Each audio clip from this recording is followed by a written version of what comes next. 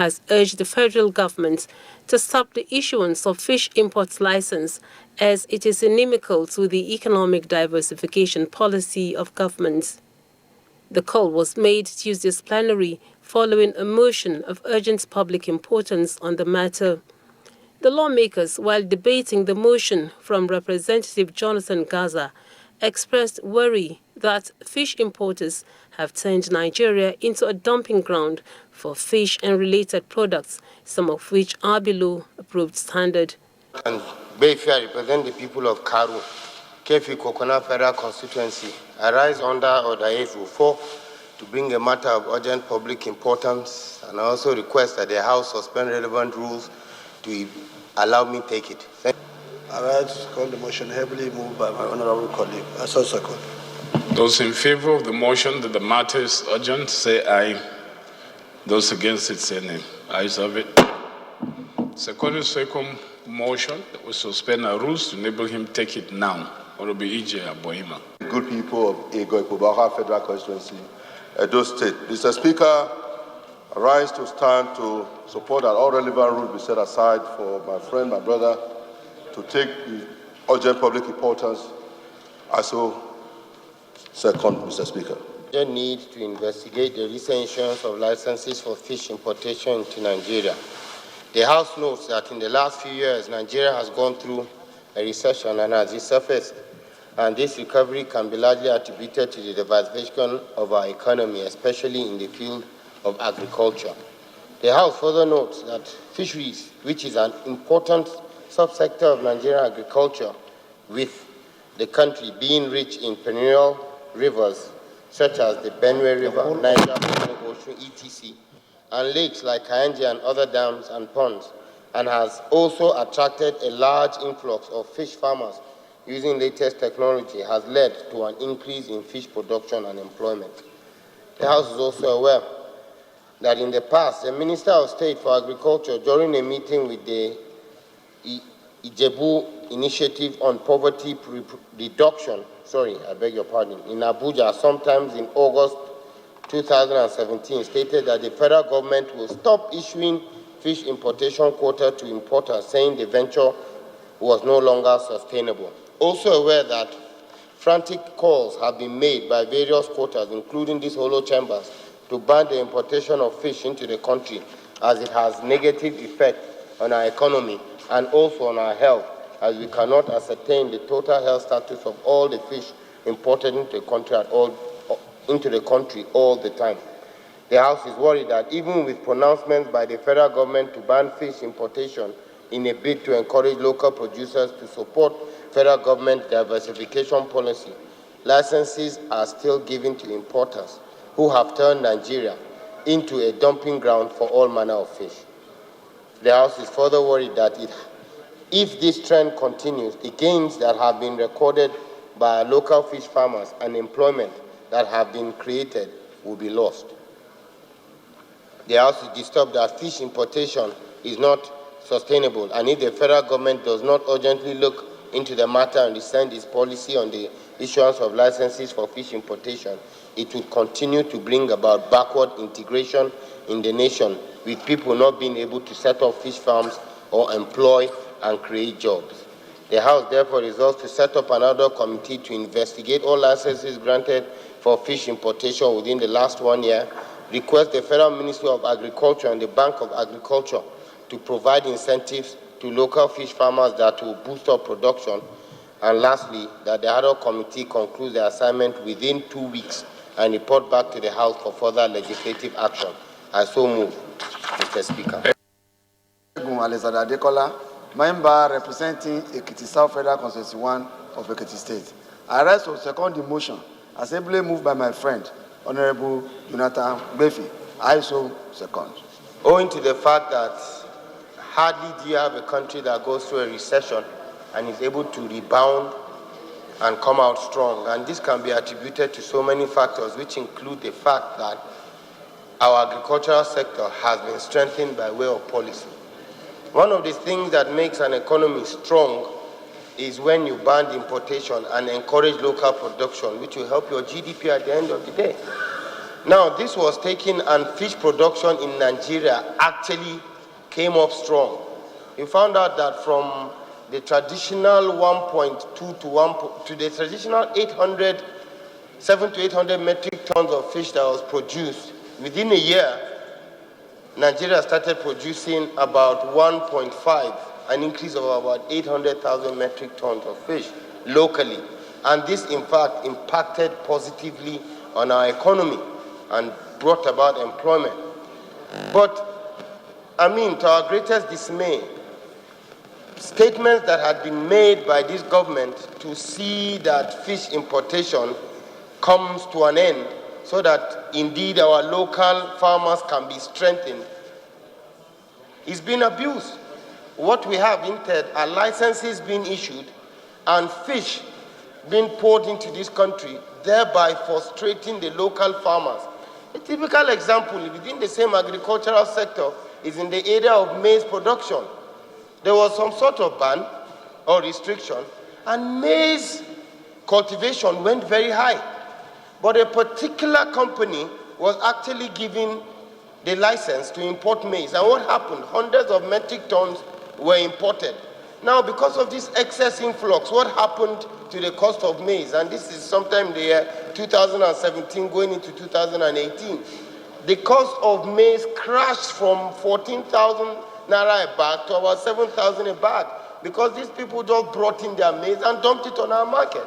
And what happened to our local producers that produced maize that year?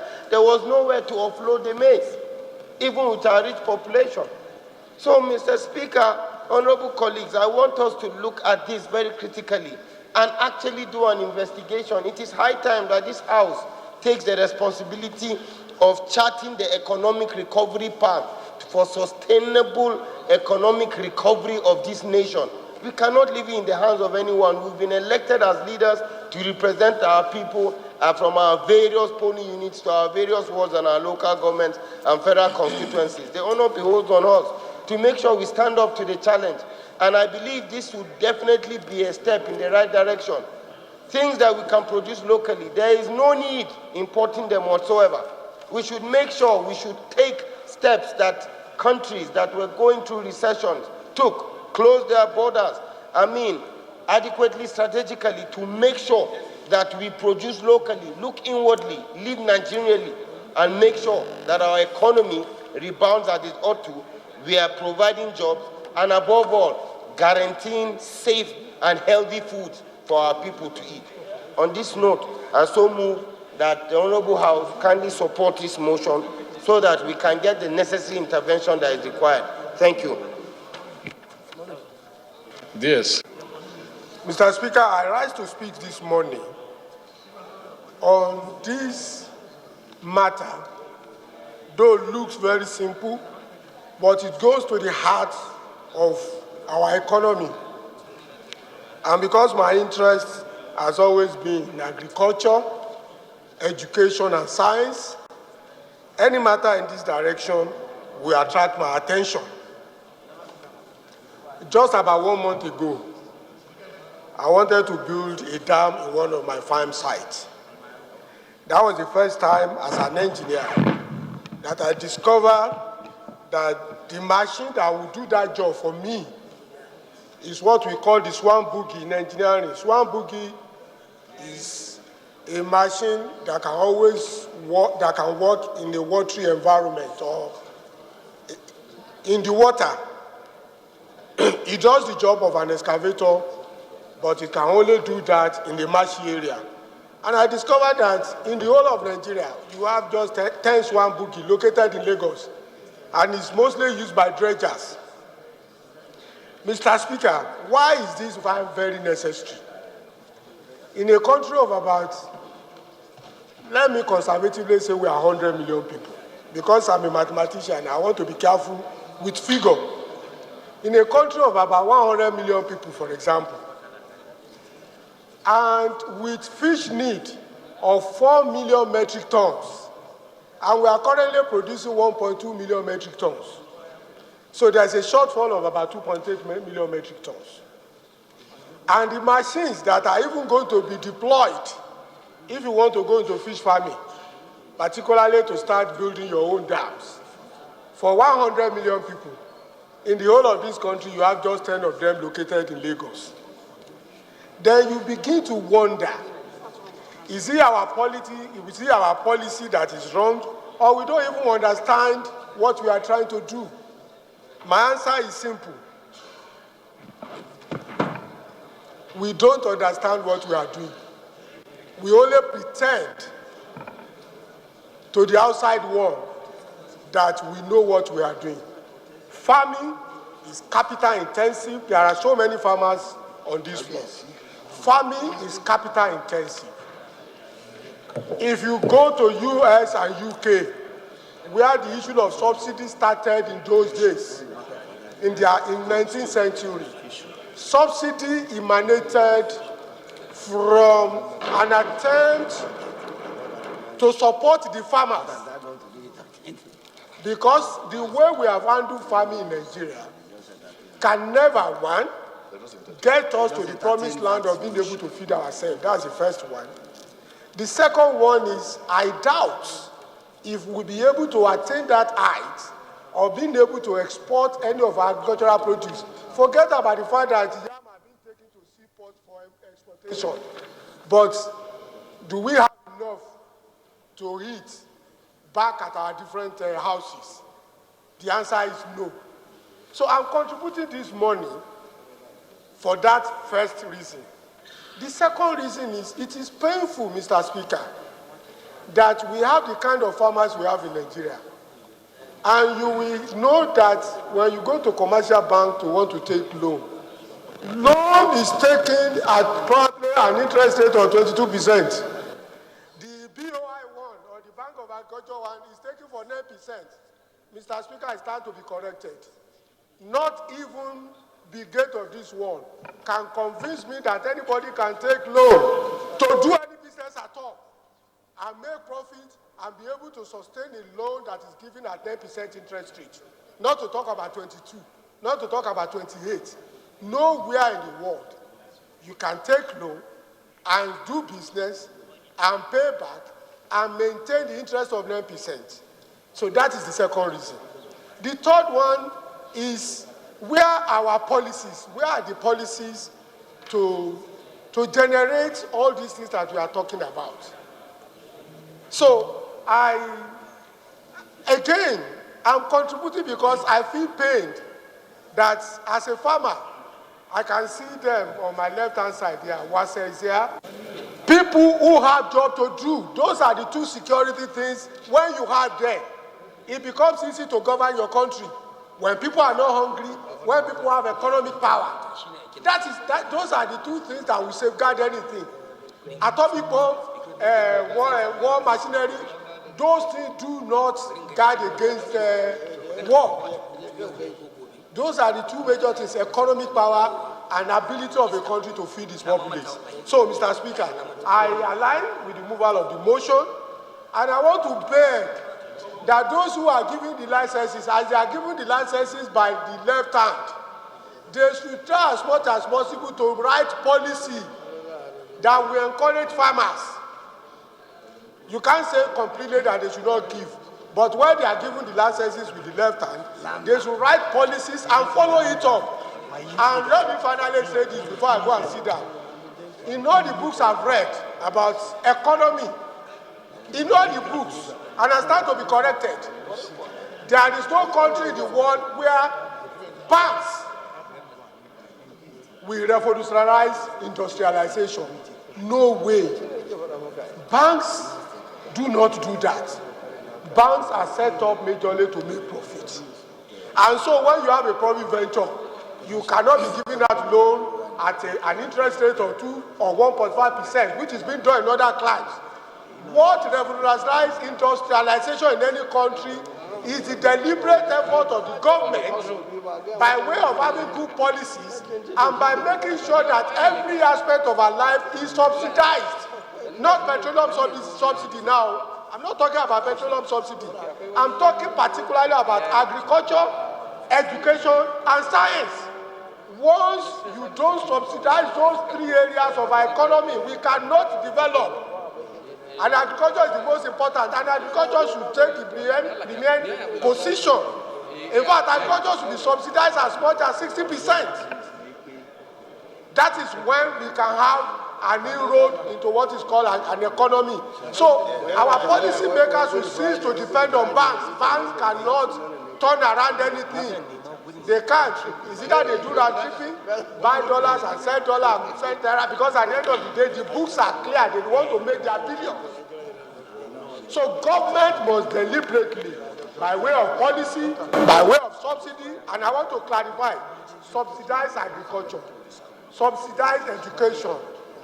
In fact, when you subsidize the two, you improve on your research capacity. And finally, science and tech. Mr. Speaker, thank you for giving me this opportunity. Mr. Speaker, I also want to align myself with the previous speaker and then the mover of the motion. But I want to start by saying that it is in recognition of the fact that there is need to have a good economy that this government decided to dwell so much on the diversification of the economy by paying attention to agriculture.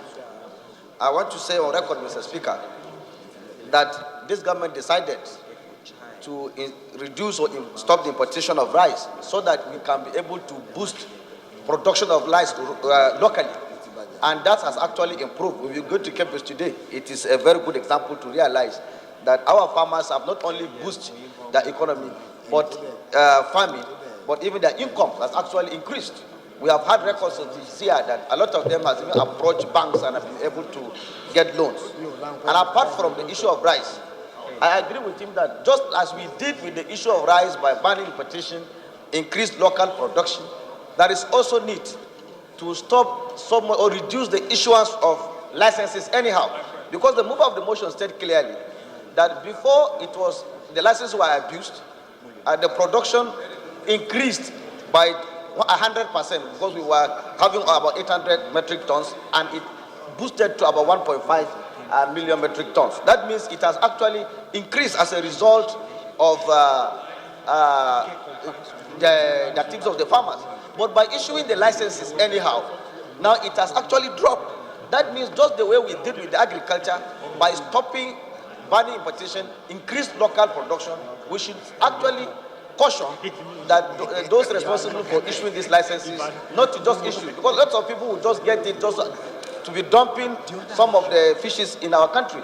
And we have had reports where we also have to be cautious that there are certain people that use this fish and dump into certain rivers for insurgents. I know that in Zamfara there was a case where fish were dumped in certain river, and most of the people that even ate that fish, a lot of them died as a result of that. So I think even those that are importing the fish, we should be sure of which kind of fish that has been imported in Nigeria. So, Mr. Speaker, I align myself with the mover of the motion that there should not indiscriminate issuance of licenses so as to boost the production of fish in Nigeria. I so move, Mr. Speaker.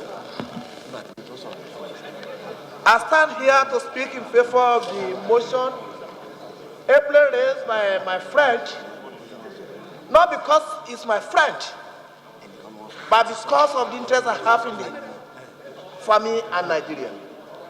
Why do we give something with right hand and at the same time taking it with left hand? It's like we are speaking from both sides of our mouth. We want self-sufficiency in food production. We are encouraging our young graduates, either secondary school or university or polytechnic graduates, to go into farming. And many of them use their life savings to go into fishing. At the end of the day, they don't have market because they cannot compete with people that are given license to go and import. Like my other colleagues said, if that's the way we want to go, why do we ban the importation of rice? If we are talking that we need more than enough, we need about 4,000 or 4 metric tons of fish in Nigeria. Why can't we now give license to people to be importing cows because we need more meat? Why can't we give license to our people to be importing chicken? Why can't we give them license to be importing vegetable oil and importing palm oil? If we want to develop and want to cater for ourselves, it's better we ban it. We may suffer a bit. At the end of the day, Nigeria stand to gain. When the importation of rice was banned, you see the relationship that exists between Lagos and Kebbi in terms of rice production. The same thing will happen in the fishing industry. If that one is done, that will be better. You cannot expect my brother in the village that I've encouraged to go into farming with my life savings and has taken loan, and you now say some people will be given license to be importing fish. That is not okay. We are not helping the economy to grow. The best thing to do is complete banning of importation of fish and fishery items into this country. Within 1 year of ban, you will see Nigeria will be sufficiently producing enough fish for our people. In the light of this, I rise and I speak again to support the motion as ably moved by Honorable Gaza. I so move, sir. Support, sir. Osa is my name. I represent the Kwani Federal Constituency of Delta State. Mr. Speaker, I want to really adopt the submission of the Deputy Speaker of this great chamber. In adopting his submission, I want us to separate two things. One, are there a shortfall on the market needs of fish in this country? Now, do we have a national plan to fill in the gaps where there was a shortfall? I think those are issues for determination. And probably that's the reason why this motion is an investigative motion. So in discussing it, we should be sending a message to the committee that will be formed at the end of the day. One, if there are needs, because it's a needs factor. If the demand is greater than supply, if the demand of the fish is greater than supply, that means there's a shortfall somewhere.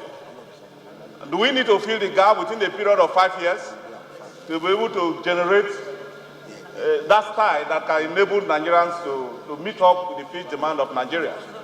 Because even when you are suggesting ban, you are suggesting ban for the local industry to thrive.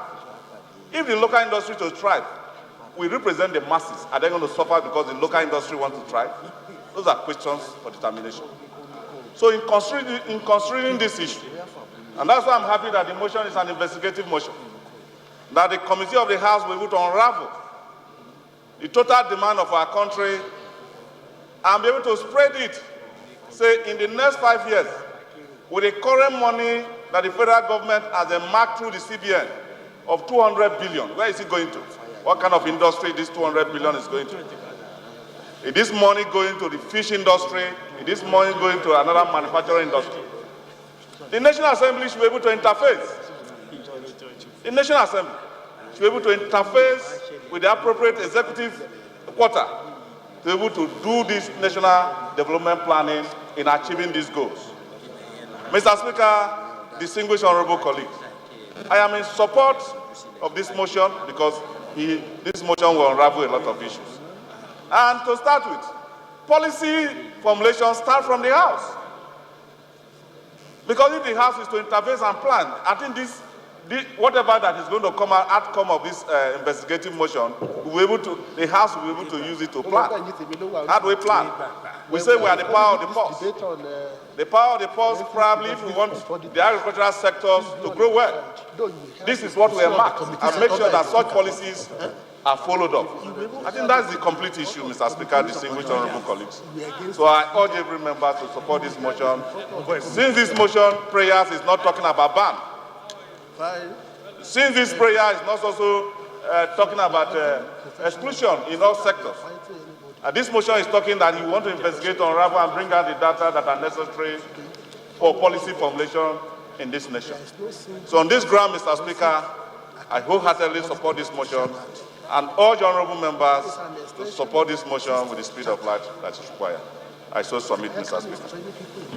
Over the years, the fisheries subsector has been subjected to a series of neglect by successive governments, because successive governments are giving priority more to animal and crop production compared to the fisheries subsector.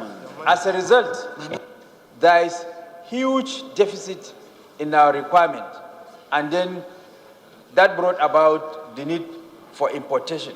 Yes, again, it is true that the Federal Ministry of Agriculture has issued licenses for the importation of fish into this country because in order to fill the gap in our requirement.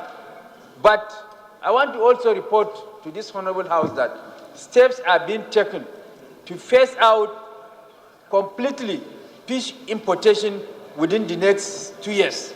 And because of that, local production is being encouraged to beef up the local production so that eventually the importation of fish will be a thing of the past. So in the next 2 years, there is a deliberate policy that in the next 2 years, there will be no licenses issued for fish importation. And before that time, local production will have been beefed up to meet our domestic requirement. And therefore, Mr. Speaker, honourable members, I support this motion so that the circumstances leading to this importation of fish will be unraveled, and then fish importation will be stopped. Thank you, sir. In the course of your assignment, have you ever run into a demonstration fish farm by the Ministry of Agriculture? Well, Mr. Speaker, honourable members, what I mean by, sorry, I was unable to explain the deliberate policy that was put in place for the purpose of meeting the local requirement. Mr. Speaker, honourable members, one of the problems is that we are unable to exploit our fisheries resources in our territorial waters. As a result, it is the Chinese and other foreigners that are coming to exploit it. The Nigerian Institute of Marine Research and Oceanography has acquired the necessary technology, trawlers, that will go deep for the purpose of exploitation of our fisheries resources in our territorial waters. And also, there is a deliberate policy of training and empowerment of our youth and women in aquaculture. Deliberate policy of training and empowerment of our youth and women in aquaculture. And I've even invited a lot of my colleagues to apply for that program so that their constituents will benefit in the training and empowerment of youth and women in aquaculture, whereby they will train them and also give them the necessary startup packs. These are some of the deliberate policies that were put in place now for the purpose of meeting of our local requirement in fish production. Mr. Speaker, if I've answered your question. What? Okay. The House requested the Federal Ministry of Agriculture and the Bank of Agriculture to make available incentives to local fish farmers to boost production and in view of additional advantage of job creation. An ad hoc committee is to be set up to investigate all licenses granted for fish importation within the last 1 year. We move on to the first business of the day, which is presentation of report of the Ad hoc Committee on the Establishment of National Assembly Legislative Museum and Archives. Standing in the name of Honorable Sam Onuibo, honorable members will recall that the matter was referred to the committee on Tuesday, 13 February 2018. The report is ready for presentation. Honorable Onuibo is now invited to present it. I'm Honorable Joseph John Wele, representing Eastern West, Eastern Central, and Iguebe Federal Constituency. Another committee on the establishment of National Museum, Legislative Museum and Archives. That the House do receive the report of the Ad hoc Committee on establishment of National Assembly Legislative Museum and Archives. I ask the Speaker to allow me to lay the report. I ask that the bill for an act to repeal the Nigerian Postal Service Act, Cap 127, Laws of the Federation of Nigeria 2004, and establish the Nigerian Postal Commission to make comprehensive provisions for the development of regulations of postal services and related matters to the third time. I so move. Honorable colleagues, the question is that the bill be now read the third time. Those in favor of the motion say aye. Those against it say nay. Ayes have it. Clerks are invited to read the long title of the bill. To repeal the Nigerian Postal Service Act, Cap N127, Laws of the Federation of Nigeria 2004, and establish the Nigerian Postal Commission to make comprehensive provisions for the development and regulation of postal services and for related matters. Third reading. Bill read the third time and passed. Second order of the day, honorable colleagues, the third reading of a bill for an act to repeal the Nigerian Law Reform Commission Act, Chapter N118, Laws of the Federation of Nigeria 2004, and enact the Nigerian Law Reform Commission Bill to facilitate the effective implementation of the Commission's law reform proposals and enhance its performance. And for related matters, honorable members will recall that the House adopted the report of Committee of the Whole in the bill on Thursday, 11th April 2018. I therefore call on the Leader of the House to move that the bill be now read the third time. N118, Laws of the Federation of Nigeria 2004, and enact the Nigerian Law Reform Commission Bill to facilitate the effective implementation of the Commission's law reform proposals and enhance its performance. And for related matters, HB 1577 be read a third time. I so move. Honorable colleagues, the question is that the bill be now read the third time. Those in favor of the motion say aye. Those against it say nay. Ayes have it. Now invite the clerk to read the long title of the bill.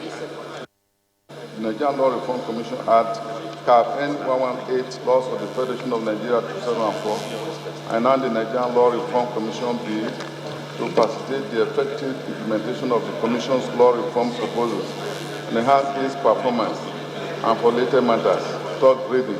Speaker, honorable colleagues, I rise to move that a bill for an act to establish the Council of the Regulation of Travel and Tour Management Companies of Nigeria, provide for the registration of persons who, by way of business, negotiate for or otherwise act in relation to selling of travel and tour services on behalf of the transport carriers to facilitate carriage by air, rail, or road of passengers and for the control, regulation, and orderly development of passenger travel distribution in Nigeria and for related matters, HB 1321 read a third time. The Charter Institute of Auctioneers to provide for the control of its membership and to promote the practice of auctioneers in Nigeria and for matters connected therewith. Third reading. Management companies of Nigeria provide for the registration of persons who, by way of business, negotiate for or otherwise act in relation to selling of travel and tour services on behalf of transport carriers to facilitate carriage by air, rail, and road of passengers and for the control, regulation, and orderly development of passenger travel distribution in Nigeria and for related matters. Honorable members will recall that the House adopted the report of Committee of the Whole on the bill on Tuesday, 9th April 2018. I therefore call on the Leader of the House to move that the bill be now read the third time. I think there's a mistake. It's Tuesday, 9th April 2019, not 2018, please.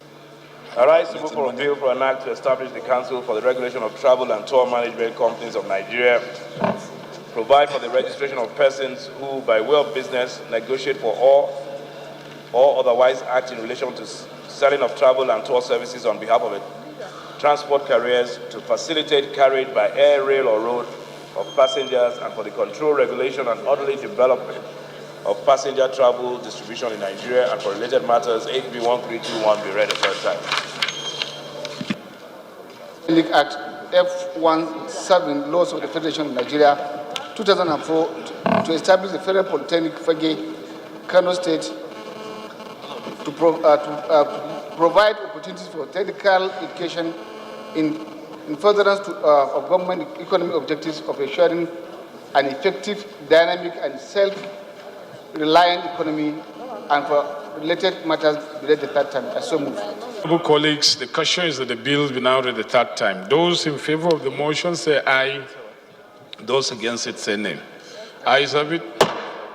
Clerk is invited to read the long title of the bill.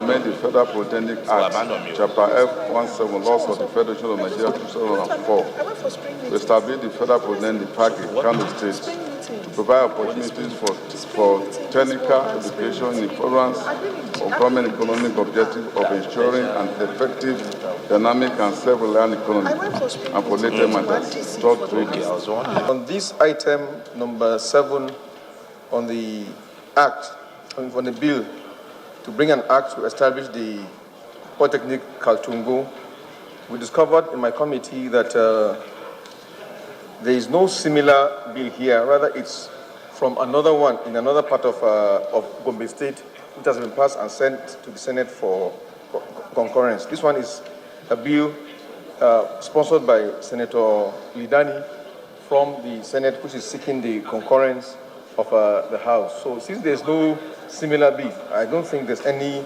impediment to us considering this bill. There's no conflict at all, Mr. Speaker. So I propose that we continue the second reading of the bill. I so move, Mr. Speaker. Like it was given to us in the preamble by the Chairman, House Rules and Business, this is a very clear and straightforward bill coming from the Senate for the purpose of establishing Polytechnic in Kaltungo, and in order to increase and enhance our learning capacity for our children and those who are willing to acquire technical knowledge. It is important that we continuously, as a country, establish these kind of institutions so that we'll get to the promised land. Mr. Speaker, respected colleagues, I want to believe that by the number of those out of school children we have in Nigeria, no amount of institution shall put in place that for now shall be sufficient. And it is in light of that I beg my colleagues, respected members of this parliament, to allow this bill to be read the second time and so that I can see the light of the day. This is very important. It is for all those who could be proud of their own nation to have this institution established. Thank you very much, sir. These are my submissions. In favor of the motion, say aye. Those against it, say nay. Ayes have it. To read for an act to establish the National Institute for Educational Planning and Administration to provide, among other things, for its functions and other matters related to education planning and administration in Nigeria, and for related matters be read the third time. I so move. Honourable colleagues, the question is that the bill be now read the third time. Those in favor of the motion say aye. Those against it say nay. Ayes have it. Clerk is invited to read the long title of the bill. Bill for now to establish the National Institute for Educational Planning and Administration to provide, among other things, for its functions under matters related to educational planning and administration in Nigeria and for related matters. Third reading. Bill read the third time and passed. In the meantime, 7 bills were passed at plenary. However, a bill for an act to establish the Chartered Institute of Forensic and Investigative Auditors of Nigeria couldn't scale second reading after extensive arguments for and against its passage. The 8th order of the day is resumption of debate on the general principles of Bill for an Act to establish the Chartered Institute of Forensic and Investigative Auditors of Nigeria for effective regulation, registration of members, and determination of what knowledge and skills that a practitioner is required to attain in order to qualify to practice as a forensic and investigative auditor, and for related matters. Honourable members will recall that on Thursday, 11th April 2019, debate on the bill in relation to the application of forensic auditors in other jurisdictions. I take that again. Honourable members will recall that on Thursday, 11th April 2019, debate on the bill was adjourned, and a 3-man committee constituted to study the bill in relation to the application of forensic auditors in other jurisdictions and report to the House. I now invite Honorable Igarwe Iduma Enwo to brief the House on the matter. Mr. Speaker, as you rightly pointed out, the general principles of this bill was debated on the 11th of April and adjourned to today for us to examine the provisions of the bill vis-à-vis the practice in other jurisdictions. Mr. Speaker, in the course of our work, we formulated 3 issues for resolution. The first issue is, do we have similar bodies that deal with forensic and investigative auditing in other jurisdictions? Mr. Speaker, the answer to this is in the affirmative. The profession of forensic auditors exists in some Commonwealth countries, such as the United Kingdom, Canada, Zimbabwe, Ghana, South Africa, and Australia. They also exist in other countries, such as the United States, Belgium, and Germany. So, Mr. Speaker, it's safe to say that this is global practice. The second issue we try to resolve is whether this institute of forensic auditors exists in other jurisdictions and whether they are affiliated to their national accounting bodies. Mr. Speaker, the answer is in the negative. We were able to establish a bifurcation between core accounting bodies and emerging forensic and investigative bodies. Thirdly, Mr. Speaker, and perhaps the most important, is the legal status of forensic and investigative bodies in the various jurisdictions which we covered. Mr. Speaker, it is trite to state here that different countries have different approaches to legalizing, regulating, and certifying professional bodies, regardless of their nature. Mr. Speaker, in the United States and North America and European countries, the responsibility and power to enact laws for professional bodies belongs to specific agencies of government, not the national parliament. Thus, in the USA, for example, professional accounting bodies do not have enabling legislation, whereas in Nigeria, the power and responsibility lies with the National Assembly, as clearly spelled out in Section 4, Item 49 of the exclusive legislative list of the 1999 Constitution as amended. Mr. Speaker, in conclusion, we came to the conclusion that it is generally agreed and compelling that there is a global determination to root out corruption and fraud. And this has led to the emergence of forensic and investigative bodies in many countries of the world.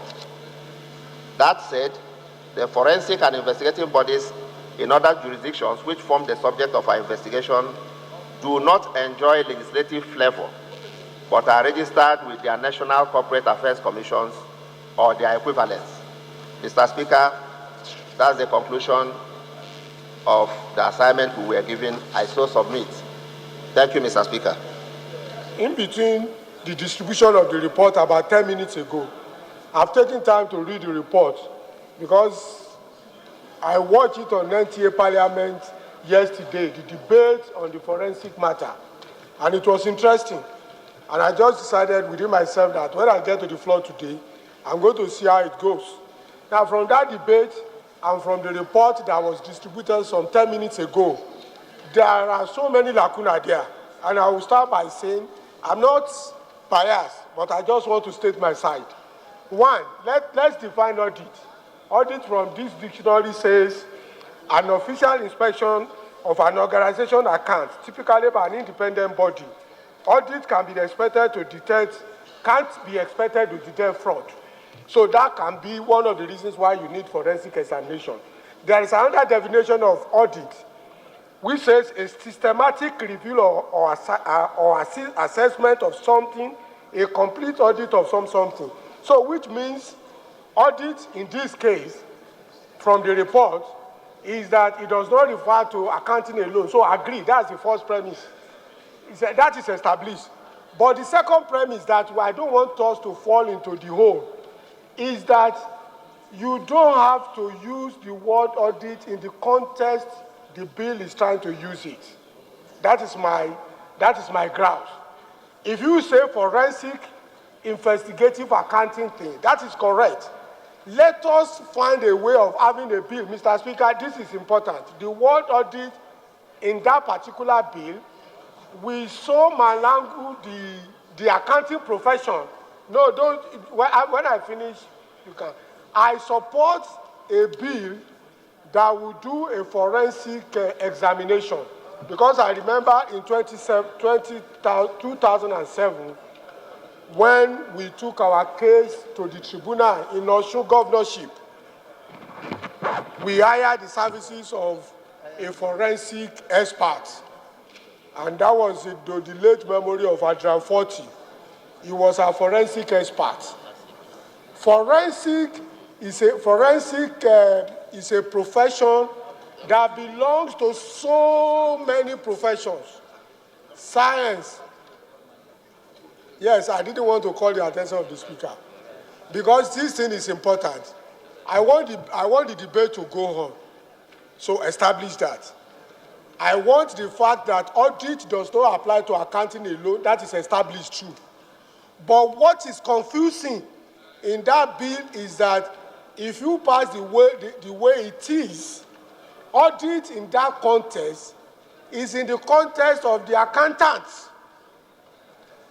So what I want that bill to do at this stage is to find a way of having a separate bill on forensic investigation that will cover all other areas, not an arm of an accountant trying to set up a bill that will now do forensic accounting, which other profession might not be able to use. It can be synonymous. In this case, whatever public hearing that has been done on that particular bill must be with the involvement of scientists, technologists, engineers, accountants, lawyers. And I've made an example of when we went to governorship tribunal in 2007 in Osun, when we hired the services of a forensic expert. In that case, it was a foreigner, Adrian Forty, that came to testify on our behalf. And what did he do? He just to examine the ballot papers, the serial number of the ballot papers, whether there were overvotings, whether the serial number conformed. And in fact, it was the first time as a politician that I got to know that each polling unit in Nigeria is attached with specific ballot paper numbers. And that is simply auditing. So in this case, Mr. Speaker, the debate can only go on if we remove auditing from it. You can call it forensic accounting, but when it is forensic in the global sense, all other professions must be involved. And that means there will be content of that bill that will refer to lawyers, engineers, technologists, and the rest of them, and even accountants. Or accountants can even come, the ICANN and ANA of this world can come and put a forensic accounting in their own amendment. It does not mean that forensic bill cannot still be done. It can be done. But the way it is being done now, the promoters of this bill are accountants. Mr. Speaker, the promoters of this bill as are today are accountants. And from this report, if you read through it, Mr. Speaker, I've read it. Outside the first page, that is trying to justify forensic auditing. All other pages were referring to forensic accounting. This report, the first page, and when you use the word financial forensic auditing interchangeably with forensic accounting, then there will be confusion. So that is the report you have read. If you are controverting what I'm just saying, you just let us know. But here, apart from the first page, that says forensic auditing exists somewhere. All other pages, about 4 pages, were mentioning forensic accounting. And so, Mr. Speaker, we can continue the debate, but we have to separate the word audit from the current bill. To either mean forensic accounting, or you have forensic auditing, where no other members of the House, will controvert the fact that forensic auditing now will now refer to all other professions according to the definition from the dictionary. Thank you, Mr. Speaker. Honorable Igarwe, is there a response? You have listened to him. Let us find out what is happening in other jurisdictions. And we were able to find out that, yes, we have forensic institutions in other places, associations in other climes. And we stated both in Commonwealth countries, in the United States, in the United Kingdom. Then we tried to find out whether they belong to accounting bodies of those different countries. And we found out clearly that there's a bifurcation. We have accounting bodies there, and then we have these forensic bodies existing differently. And the third step we took was to see whether in those other countries they have any parliamentary flavor. Are there products of their parliaments? Because that, I think, is at the core of the disputation we have. And what we found out is that they don't actually emanate from their parliaments. And that is because different countries have different systems. Like in the United States, even the accounting body, the equivalent of ICANN, is not a product of Congress. In the United States, not a product of Congress. There is an agency of government that has the duty of registering some of these associations. So that was what we were able to find out, that they are not actually children of the parliament in these other countries. So in our own case here, we have the power, if we want, as we stated, under Section 4 of our Constitution, or Item 49 of the exclusive legislative list, to say, yes, let this association become a product of parliament. We can do that. But as it stands now, that is not what obtains in other jurisdictions. So we try to limit ourselves to the reference we were given, which is to find out what is happening in other jurisdictions. Yes, Mr. Speaker. I remain Uzoma Nkem Abonta. Mr. Speaker, I also want to thank the three-man panel for what they have done. Mr. Speaker, at the end of this debate last week, short of calling for a voting, you asked them to let us know the status of this proposed body in other climate. They had come out in affirmative, as against those who say it does not exist anywhere. Mr. Speaker, I do not know the report the Deputy Speaker said he read. I'm not aware that they had circulated their report. If they did, then it was restrictive. Have you circulated their report? I'm not aware. They are reading for the first time. What Deputy Speaker circulated probably was my own report, which I circulated. That's my submission, not from. Do I have the floor, sir? I have the floor. You are returning it to me. Thank you. So that's not their report. I tried to elucidate further things. Mr. Speaker, audit and auditing and investigation, they can say, can you investigate? Can you audit? They have similarities in accounting, in investigation, in all whatnot.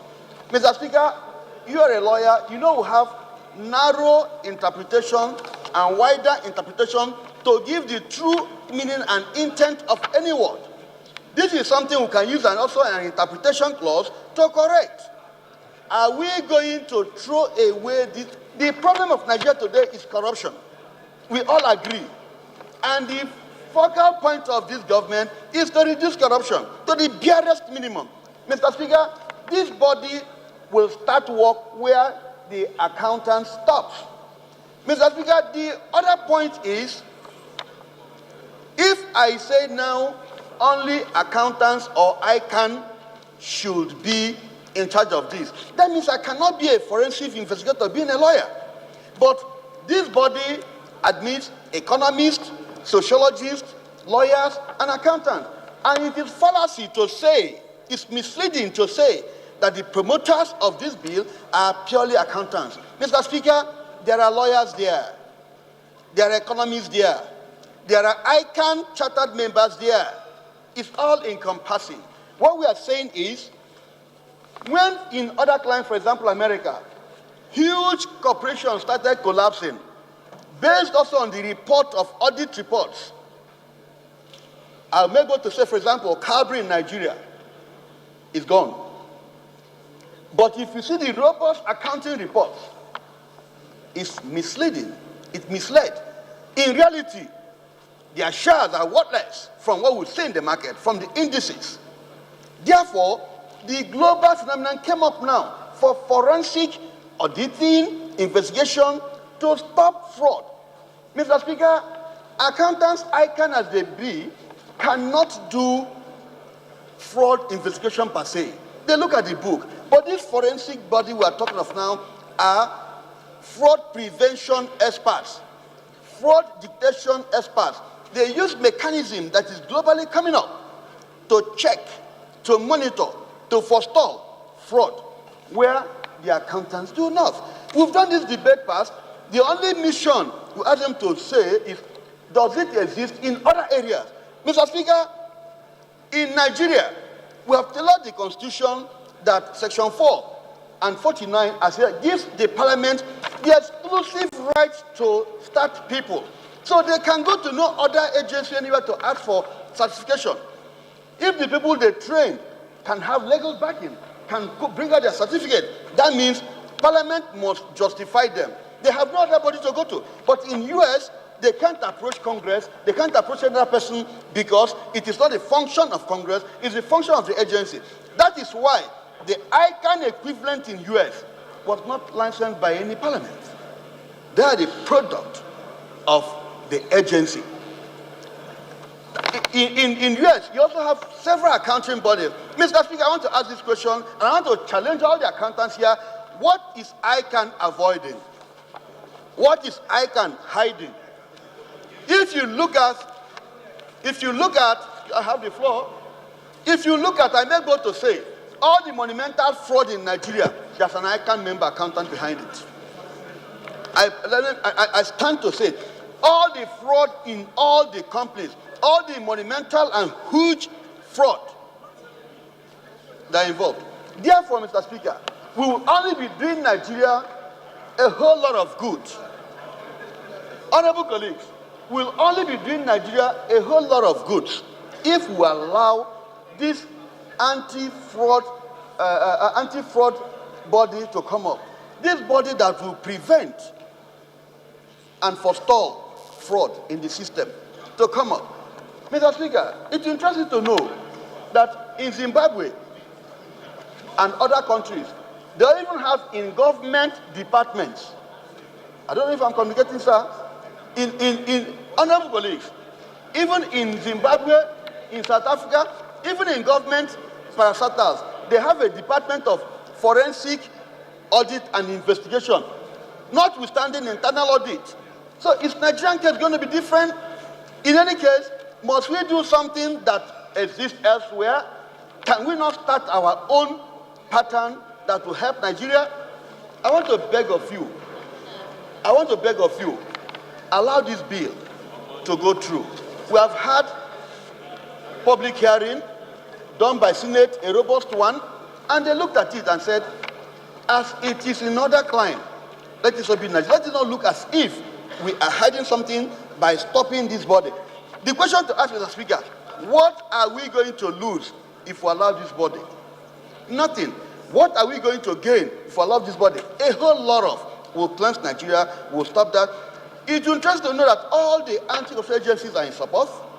The ministry are in support, short of an executive bill. So are we the one who is going to stop it? I therefore beg honorable colleagues to allow this to go through so that we can test the waters and see how we can reduce this devil that is worrying us to whatever. I want to beg ICANN persons that this will not take your job. This will not take, if your problem is auditing, well, at the final stage, we will know what to do. Therefore, we should allow this thing a safe passage that we don't seem to be the one fighting or trying to establish and institute corruption. We should wipe away the fertile ground for corruption. I beg of you. Thank you very much, Mr. Speaker. Honorable Sunday. That the report, we have to consider the report of the Committee on National Planning and Economic Development on a bill for an act to repeal the National Council for Management Development Act, Cap 99, Law of the Federation of Nigeria, 2004, and enact the Council for Management Development Bill and for related matters. So moved. For related matters. Honorable members who recall the report was laid on Wednesday, 27 July 2018. Honorable Linus Okore will move for its consideration. Is Linus around? Okay. My name is Mohamed Tahir Monguno. I represent Marte Monguno, Ganze Federal Constituency of Borno State. I stand for Honorable Linus Okore, being a member of the committee and also being a chairman of the main committee.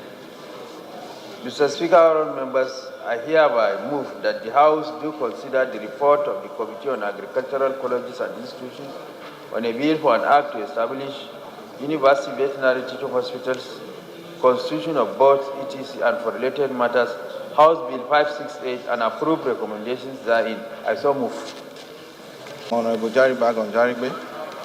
I represent the good people of Abuja Yala Federal Constituency and from Cross River State.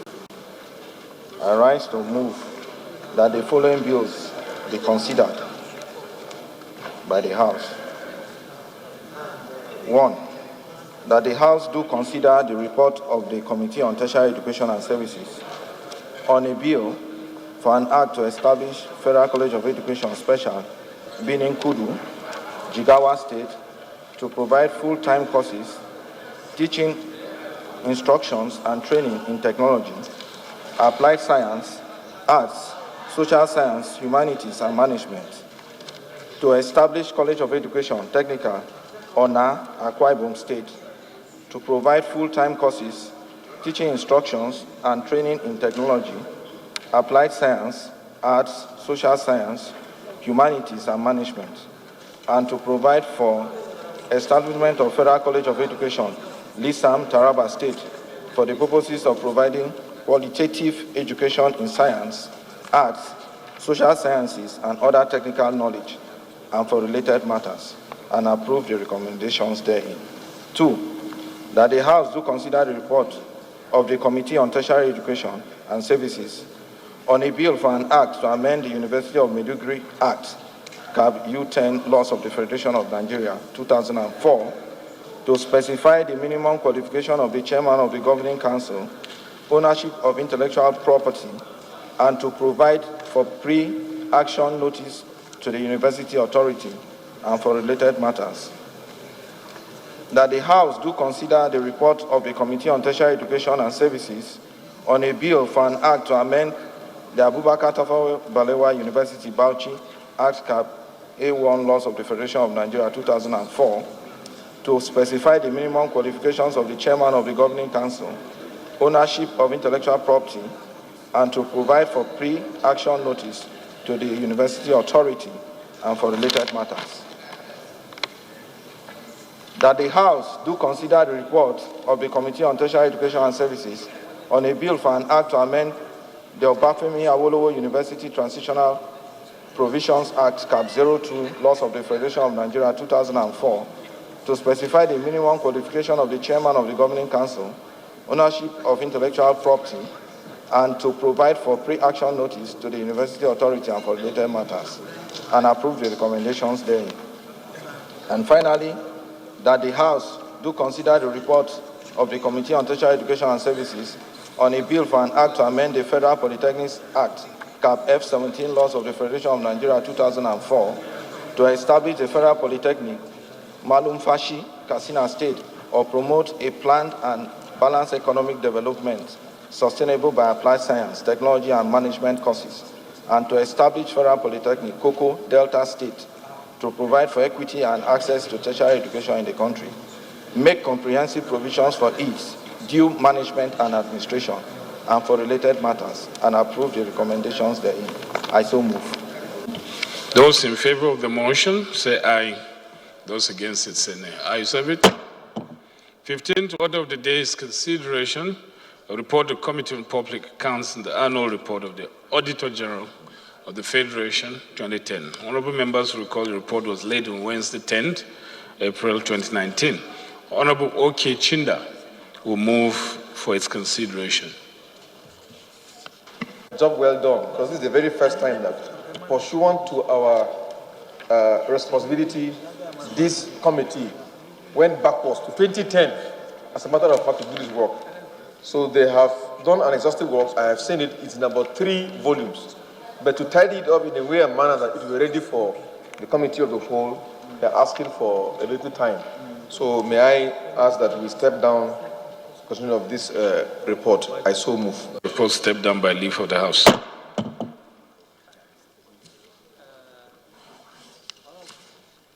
Bill for an act to repeal the Nigeria Postal Service Act, Chapter N127, Laws of the Federation of Nigeria 2004, and establish the Nigeria Postal Commission to make comprehensive provisions for the development and regulation of postal services and for related matters, House Bill 1563.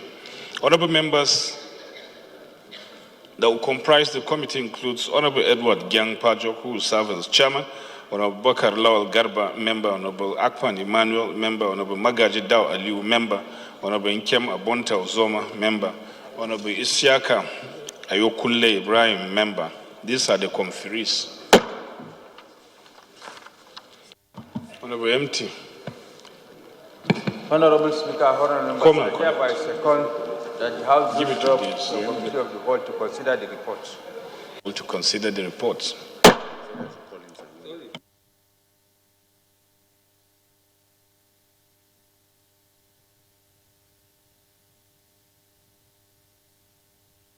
Seven reports were considered and adopted by the lawmakers as the Committee of the Whole.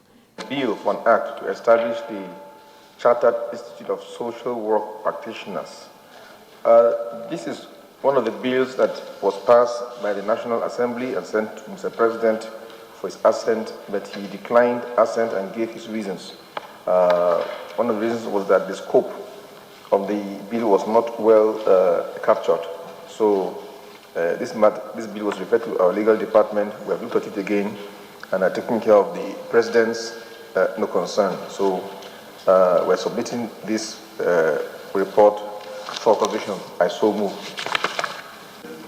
Was declined assent initially, and I think the areas pointed to by the President have been worked upon, and that is what necessitated bringing it back. It has 35 clauses, so we go ahead and pass the clauses. Clause 1, 2, 3, 4, 5, 6, 7, 8, 9, 10, 11, 12, 13, 14, 15, 16, 17, 18, 19, 20, 21, 22, 23, 24, 25, 26, 27, 28, 29, 30, 34, 35. Explanatory memorandum. Schedule. Long title of the bill.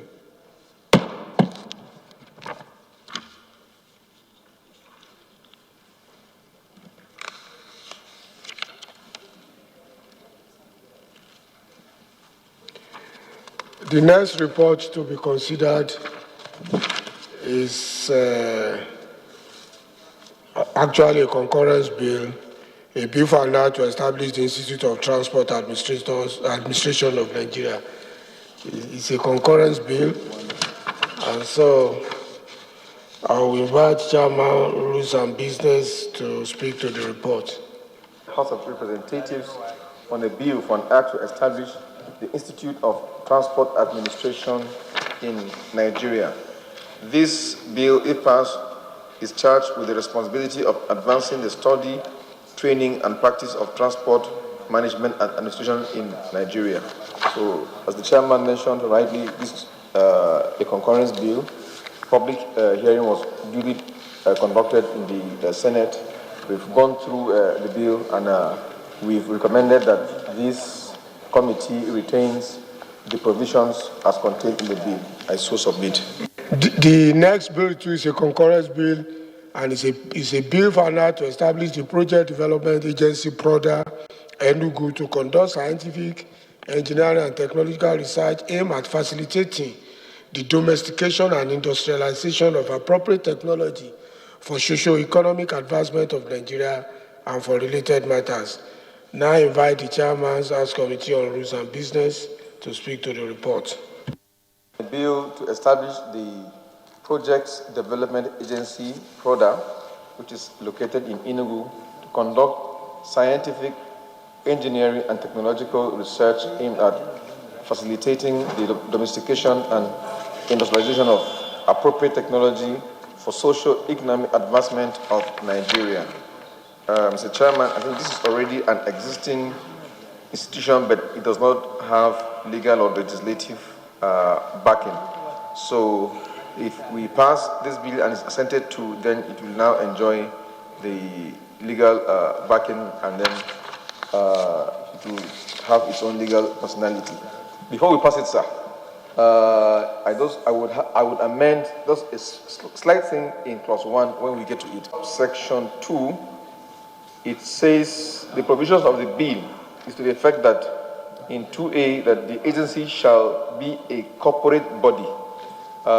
Propose to amend it to be in line with the language of the law, which is that it should be a body, no corporate. I don't want this bill to be 46 clauses with a schedule and explanatory memorandum, and it's accordingly passed. House Committee on National Planning and Economic Development, and it's a bill for now to establish the Institute of Transport Administration of Nigeria, chartered. Am I correct?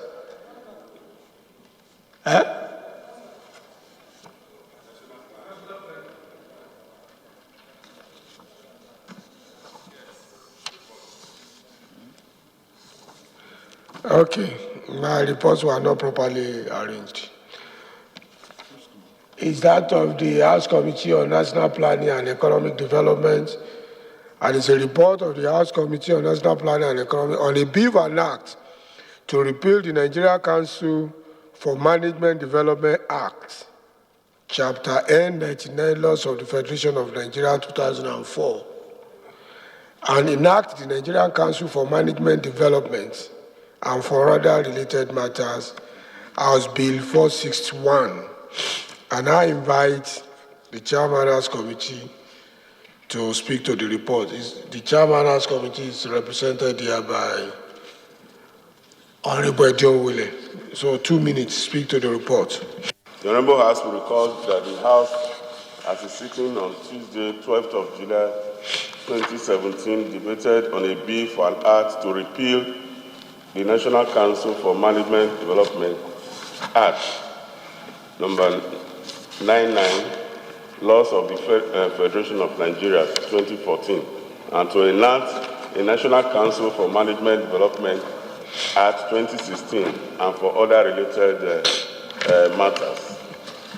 The bill is made up of 7 parts, 25 clauses and supplementary provisions relating to the schedule made up of 19 clauses.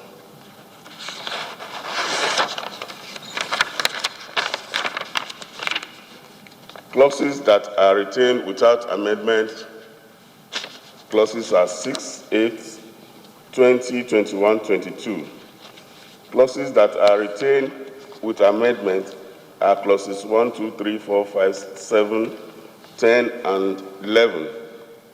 12, 13, 14, 15, 16, 17, 18, 19, and 23. Interpretation, the citations, and some other parts of the supplementary provisions, as well as the explanatory notes. Clauses that are retained with amendments and insertions of new subsections or paragraphs, while the subsequent numbers were renumbered, clauses 2 and 3, 16H, and I and 24. Clauses that are retained with amendments with some parts of the clauses deleted are clauses 2, 1, 3, 4, 6, and 8. Recommendations, sir.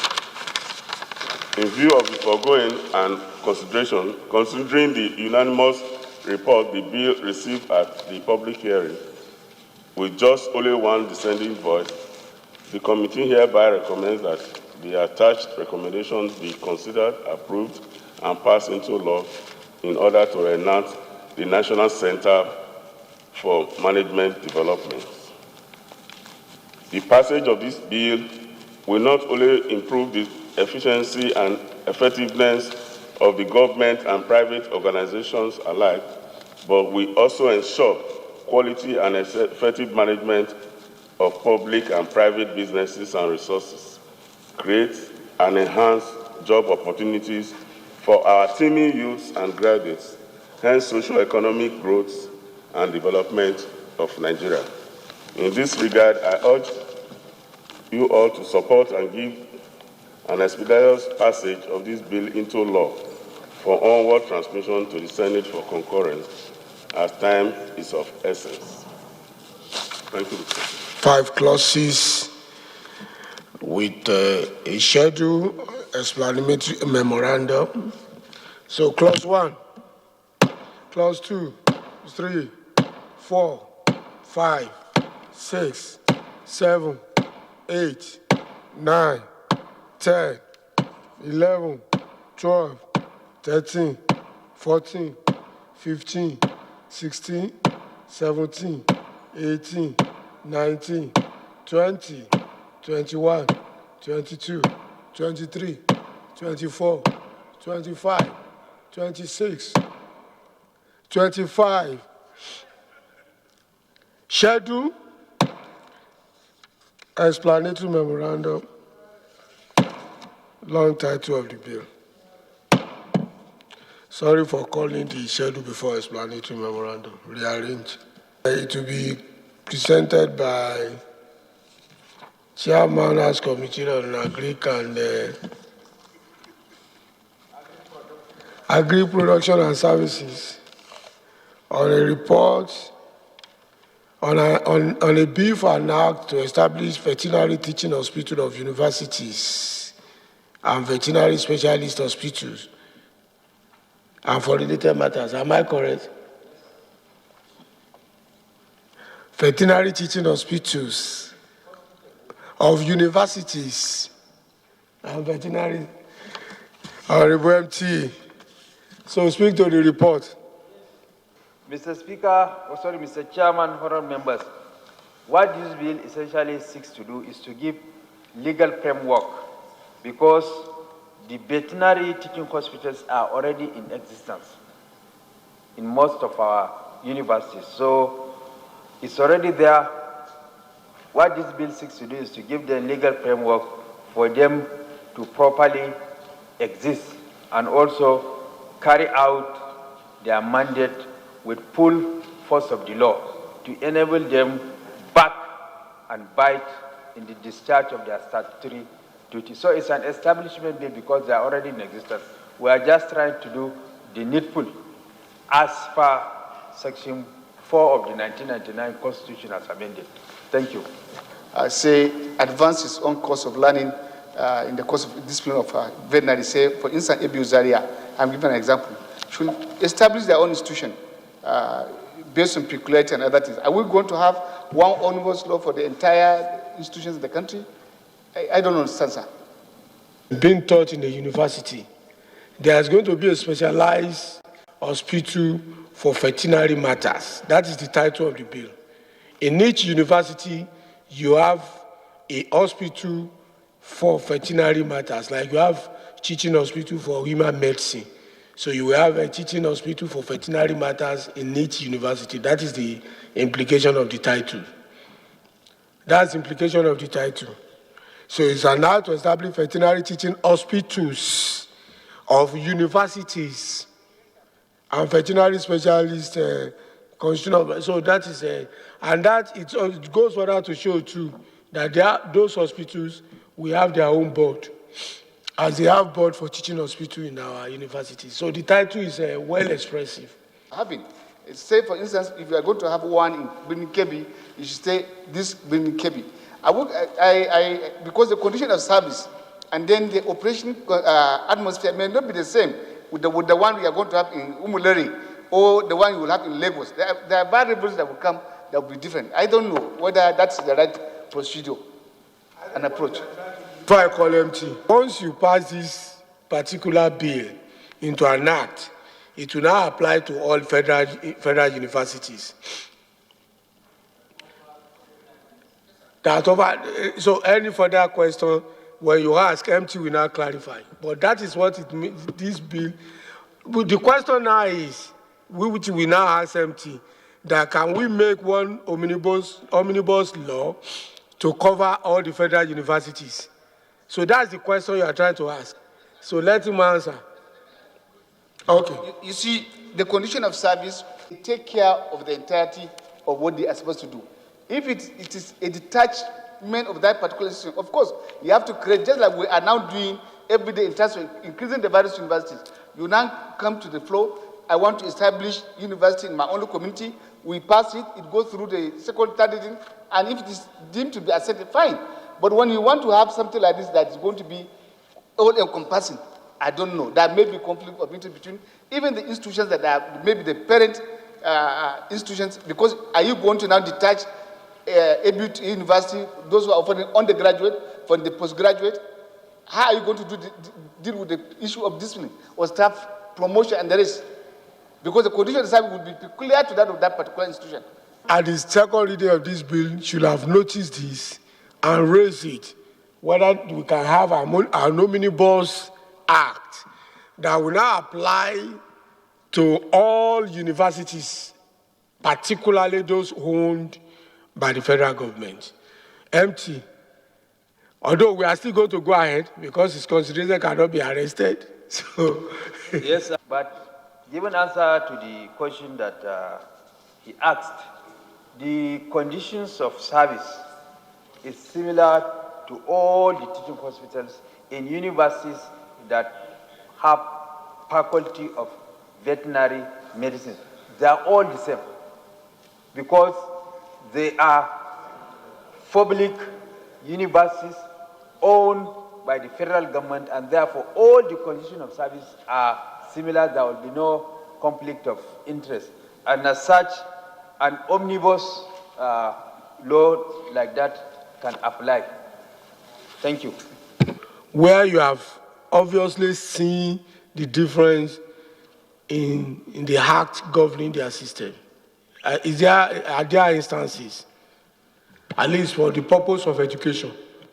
The only act that I know that is omnibus in terms of the entirety of the institution is, one, the duties of principal officers, the schedule of principal officers. These are the ones that you found that under the 1992 Act, that was the last one that was done, and then later on passed through the parliament. Any other thing is peculiar to that particular institution, sir. Well, if you say that, before I will call Pajok too, if you say that, it has always been, I'm just doing this for the purpose of education. So Pajok, has there been a particular... Maybe we're doing some other duties. But sir, I want to draw, in answering your question, I want to draw an analogy between this bill and what happens or what obtains in the establishment of universities generally in the country. Each university, sir, is established by a specific act. There is no omnibus law setting up all the universities in Nigeria. That's why day in, day out, even the executive itself, when they want to establish a university, they will come to the parliament to give them the power so that we give them legislative backing. So, though you have said, and we are drawing an analogy again from the judicial system where courts say that you may not arrest a judgment. But sir, you also know, as someone who has been in courts and the tribunals, that even at this stage, fundamental issues of jurisdiction can be raised in courts. So even this one now, too, we can raise this issue so that we don't take one step backwards and one step forward and 5 steps backwards. I think we should step down this bill, look at it again, so that we do not say we are only in a hurry not to fulfill all righteousness, only for the president to go and say, I am declining assent because we have not done the right thing. I think it is very, very fundamental, sir. Advising us to err on the part of caution than to go ahead and do something that can easily be questioned. So this report rather, is hereby stepped down for further legislative studies.